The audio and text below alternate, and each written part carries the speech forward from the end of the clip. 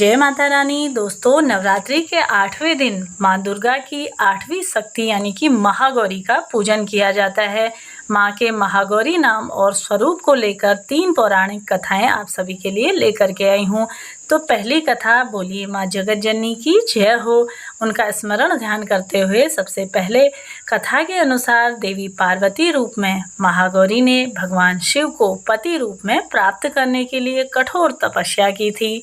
एक बार भगवान भोलेनाथ द्वारा कहे गए किसी वचन से पार्वती जी का मन का आहत हो गई, यानी कि उन्हें ठेस पहुंच गई और पार्वती जी तपस्या में लीन हो जाती हैं।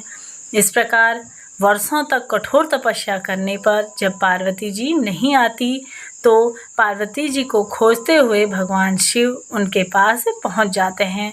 वहां पहुंचकर वे पार्वती जी को देखकर आश्चर्यचकित रह जाते हैं। पार्वती जी का रंग अत्यंत ही ओजपूर्ण होता है।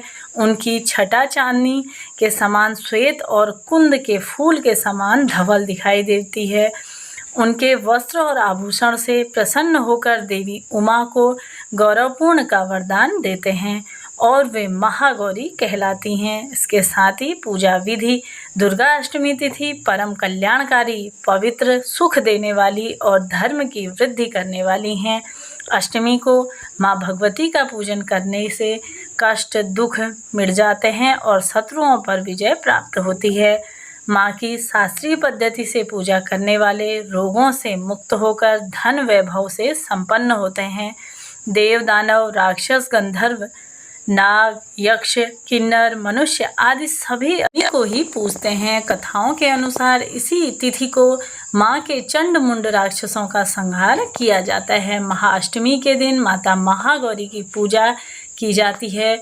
महाअष्टमी के दिन स्नान आदि के बाद माँ दुर्गा का षोडशोपचार पूजन करें और साथ ही महाअष्टमी के दिन माँ दुर्गा के 9 रूपों की पूजा की जाती है। इसलिए इस दिन मिट्टी के 9 कलश रखें और साथ ही देवी दुर्गा के 9 रूपों का ध्यान कर उनका आवाहन किया जाता है। अष्टमी के दिन कुल देवी की पूजा के साथ ही माँ काली, दक्षिण काली, भद्रकाली और महाकाली का भी इस दिन आराधना की जाती है। अष्टमी के दिन माता को नारियल का भोग लगा सकते हैं, इसलिए इस दिन नारियल खाना निषेध है क्योंकि इसमें खाने से बुद्धि का नाश होता है। माता महागौरी अन्नपूर्णा का रूप हैं। इस दिन माता अन्नपूर्णा की भी पूजा की जाती है, इसलिए अष्टमी के दिन कन्या भोग और ब्राह्मणों को भी भोजन अवश्य से कराना चाहिए। भोग में खीर, मालपुए, मीठा हलवा, पूड़ी, केले, नारियल, मिष्ठान, घेवर, घी, शहद और तिल और गुड़ माता को अर्पित करें।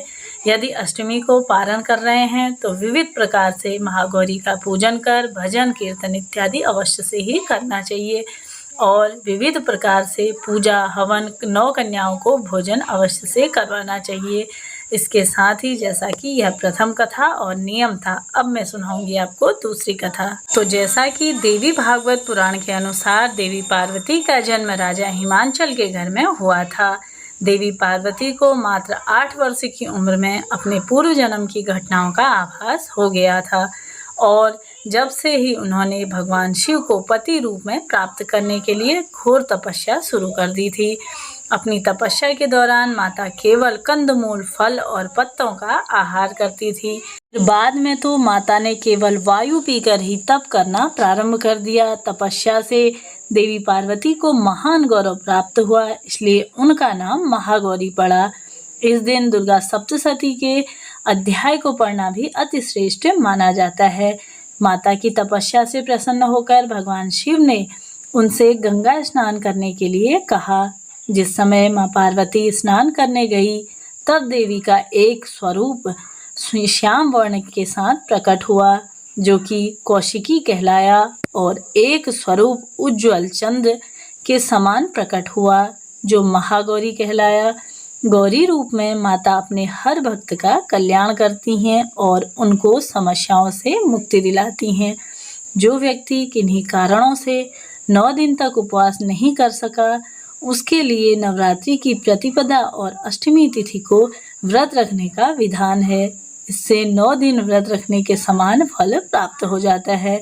देवी भागवत पुराण के अनुसार महागौरी पूर्ण रूप से गौर और साथ ही सफ़ेद हैं और इनके वस्त्र व आभूषण भी सफ़ेद रंग के होते हैं। माँ का वाहन वृषभ अर्थात बैल है। माँ के दाहिने हाथ पर भय मुद्रा है और नीचे वाले हाथ में दुर्गा शक्ति का प्रतीक जैसा कि त्रिशूल है। महागौरी के बाएं हाथ के ऊपर वाले हाथ में शिव का प्रतीक डमरू है। डमरू धारण करने के कारण उन्हें शिवा भी कहा जाता है।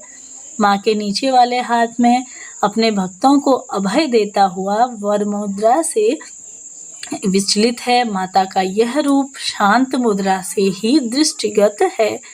उनकी पूजा करने से सभी पापों का नाश होता है और साथ ही नवरात्रि की अष्टमी को माँ के नारियल का भोग तो अवश्य से ही उन्हें लगाना चाहिए और माता रानी को गुलाबी रंग का वस्त्र अवश्य से इस दिन पहनाना चाहिए। साथ ही सरल सा मंत्र या देवी सर्वभूतेषु मां महागौरी रूपेण संस्थिता नमस्तस्यै नमस्तस्यै नमस्तस्यै नमो नमः, इस मंत्र का जाप निरंतर ही करना चाहिए। तो यह कथा यहाँ पे पूर्ण होती है। कथा कुछ इस प्रकार से है। एक कथा यह है कि एक सिंह काफी भूखा था। वह भोजन की तलाश में वहां पहुंचा जहां देवी उमा तपस्या कर रही थी। देवी को देखकर सिंह की भूख और बढ़ गई, परंतु वह देवी की तपस्या से उठने का इंतजार करता रहा और वहीं पे पास में बैठा रहा। इस इंतजार में वह काफी कमजोर हो गया। देवी जब तब से उठी तो सिंह की दशा देखकर उन्हें उस पर दया आ गई और माँ ने उसे अपनी सवारी बना लिया। क्योंकि इस प्रकार से उनके ही तपस्या की थी, इसलिए देवी माँ का वाहन बैल भी है और सिंह भी माना जाता है। इसके साथ ही इस दिन सुबह महागौरी का पूजन अपने घर पर 9 कन्याओं को और एक बालक को भी अवश्य से आमंत्रित करना चाहिए। फिर कन्याओं और बालक की पूजा करने के बाद उन्हें हलवा पूड़ी और चने का भोजन अवश्य से करवाना चाहिए। भोजन के बाद उन्हें कुछ उपहार देकर उनके पैर छू करके आशीर्वाद प्राप्त करना चाहिए। वहीं अष्टमी के दिन लोग सुबह सवेरे जैसा कि पुष्पांजलि के लिए पंडाल लगाते हैं, माँ दुर्गा के पुष्प वर्षा होती है, महाआसन और सोणपोचार पूजा के बाद दोपहर में लोग अष्टमी भोग के लिए इकट्ठा होते हैं। पूजा करने के बाद समस्त प्रकार की जैसा कि माँ के जयकारे लगाना और साथ ही कीर्तन अवश्य से ही करना चाहिए। तो वीडियो यहीं पे अंत करती हूँ और मिलती हूँ नेक्स्ट वीडियो में। मेरे चैनल पे आप सभी के लिए दुर्गा सप्तशती का पाठ सुबह 6 बजे डाला जाएगा। उसे सुनिए और अपनी पूजा पाठ को सफल बनाइए। मिलते हैं नेक्स्ट वीडियो में, तब तक के लिए जय जगत जननी माँ, हर हर महादेव।